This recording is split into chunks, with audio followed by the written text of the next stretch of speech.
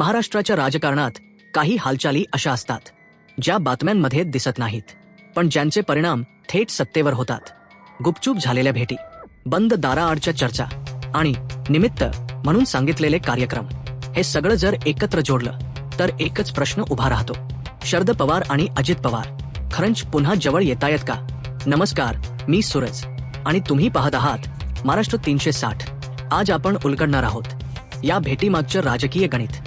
October ते डिसेंबर या कालावधीत 3 महत्वाच्या भेटी झाल्या. 1 October Mumbai YB Chavan centre, Sharad Pawar आणि अजित पवार आमने सामने आले. निमित्त होतं माळेगाव साखर कारखान्याची निवडणूक.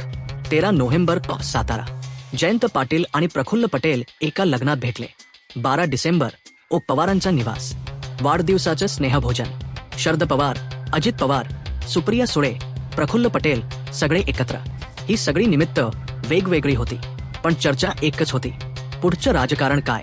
विशेष म्हणजे या भेटी मुद्दाम खाजगी ठेवल्या गेल्या. मीडिया, फोटो, स्टेटमेंट काहीच नाही. या स्नेहभोजनात शरद पवार आणि अजित पवार सुमारे 20 मिनिट बंद दाराआड चर्चा करत होते.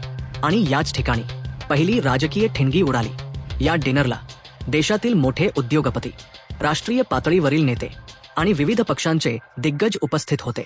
याच भेटीनंतर दुसऱ्याच दिवशी प्रफुल्ल पटेल थेट पंतप्रधान नरेंद्र मोदींना भेटतात. योगायोग की नियोजित हालचाल?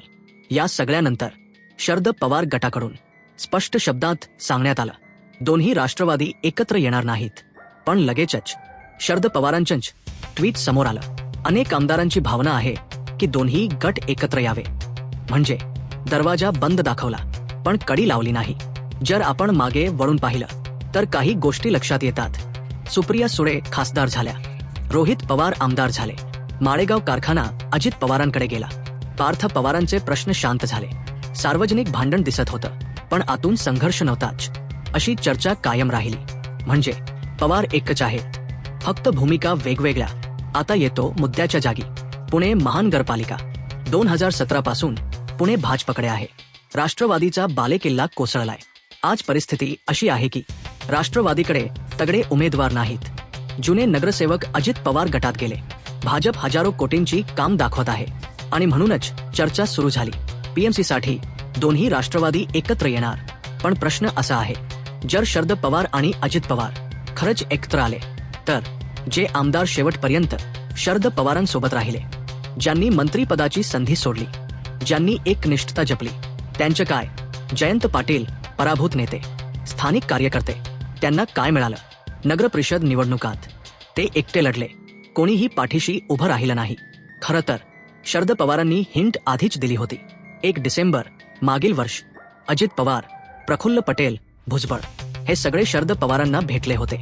त्यानंतर पवार म्हणाले होते, काही आमदारांना सत्तेच्या बाकावर बसायचं आहे. म्हणजे हा प्लॅन अचानक नाही, हा लॉंग टर्म गेम आहे. आज प्रश्न फक्त इतकाच आहे, जर पवार एकत्र आले तर पवारांची ताकद वाढेल की पवारांची विश्वासार्हता कमी होईल? आणि अजून मोठा प्रश्न, अजित पवारांच्या बंडामागे खरंच शरद पवारच होते का? यावर अंतिम शिक्का बसेल का? तुमचं मत काय आहे? दोन्ही पवार एकत्र येणं राजकीय गरज आहे की कार्यकर्त्यांवर अन्याय? कमेंटमध्ये स्पष्ट मत लिहा. व्हिडिओ आवडला असेल तर लाईक, शेअर आणि सबस्क्राईब नक्की करा. अशाच डीप, निर्भीड विश्लेषणासाठी चॅनल महाराष्ट्र 360. मी सूरज. पुढच्या व्हिडिओत भेटूया. जय महाराष्ट्र.